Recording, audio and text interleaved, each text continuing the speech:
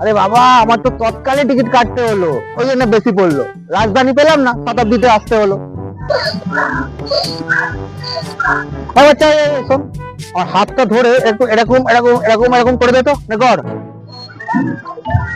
বারে মদন দা, কোমরে যা লেগেছে না, আজ গিন্নিকে বলতে হবে একটু সর্ষের তেল দিয়ে মালিশ করতে, নাহলে হবে না।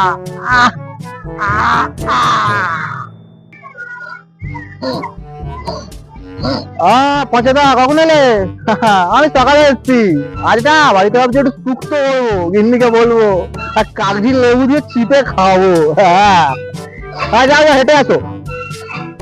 এই দেরি করলে হবে না গো, পেনশনের টাকাটা ঢুকেছে না ব্যাংকে, ছেলেকে বলবো চেকটা লিখিয়ে নিতে, তাই তাড়াতাড়ি যাবো। এসো তুমি এসো। এই তোমাদের গ্যাস বুক হচ্ছে গো? হ্যাঁ হচ্ছে তো।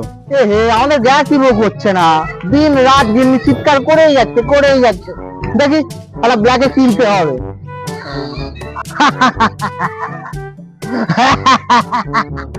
ও লাটুদা, বলছি মানিকদার দোকান হয়ে যাবে নাকি? তাহলে আমি একটু সিঙ্গাড়ি জিলাপিটা তুলে নিতাম। আরে বাবা, আজকালকার জোয়ান ছেলেগুলো না সকালে উঠতেই চায় না। আমরা ভোর 5টা থেকে মাঠে পড়ে থাকতাম, আর এখনকার ছেলেগুলো বেলা 10টার সময় বিছানা ছাড়ে।